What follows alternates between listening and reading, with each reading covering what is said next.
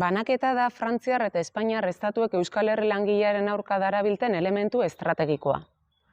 Hau era argian gauzatzen da lurraldetasunari eta administrazioari dagokienez, kulturan eta hizkuntzan isla argia edukiz. Azken helburua, asimilazioa xede, Euskal Herriaren izana eta izatea ukatzea dutelarik. Baina banaketa ez da estatuen estrategiara mugatzen. Honetaz dihardugunean, burgesiaren arma eta taktika sari gara. Langileon artean banaketa sortzera bideratutako azalegia. Euren txakurren eta uniformatuen zuzeneko jazarpena beharrean, gorrotoa eta beldurra dira egun borreroak langileon bihotzetan isua nagusitu, elkartasuna deusestatu eta azken finean langileon arteko batasuna arrakalaz josteko baliatzen ari diren tresnak. Horrela, nazioartean gerra sustatzen duten bitartean, migrazioa aurkezten dute arazo gisa. Hainbat langile kale gorrian utziz hauek etxegabetzen dituzten bitartean, okupazioa da arazoa. Arrazakeriaren errotzea gero eta ageriagokoa den unean, kriminalitatea eta honi aurre egiteko neurriez mintzatzen dira. Faxismoa burgesiak beti eskura baliatzeko gertu duen tresna baita. Sistema kapitalistaren berezko fenomenoa delarik.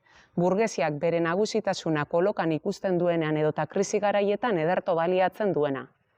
Eta garbi eduki, iruzurra, gezurra eta aurreiritziak lagun dituela faxismoak. Langileon arteko banaketak eta liskarrak sortuta, honen potentzialitate iraultzaile indargabetu, eta aldi berean burgesiaren ekimenak eta bere proiektu politikoa babestera bideratutako posizionamendu eta praktikak sustatzen dituzte.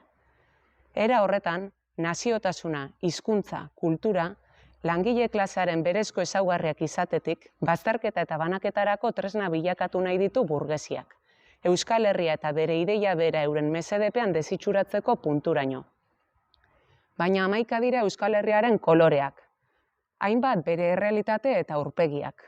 Ez baita sorlekua batzen edota definitzen gaituena, esplotatutako klase eta zapaldutako nazio baten parte izatea baizik. Miseriara kondenatuta kapitalaren atzaparretan bizirauteko haundima-hundien menpe dauden langile osatua baita Euskal Herri langilea. Eta hain zuzen ere, klasea da honen batasunaren elementua. Euskal Herria sari garenean, Euskal Herriko langileon aberria sari baikara. Klase eta nazio baten askapenerako bidean beharrezkoa den proiektu politikoaren gauzapena zalegia. Hori da, hain zuzen ere, aberri egunean garbi utzi eta ozen aldarrikatu beharreko mezua. Burgesia bide lagun izatea proposatzen duten planteamenduak honen unean uneko kapritxo eta behar izanen menpe baitaude. Jabeen azken helburua ez baita inoiz izango askatasuna, beren mozkin eta nagusitasunari eustea baizik.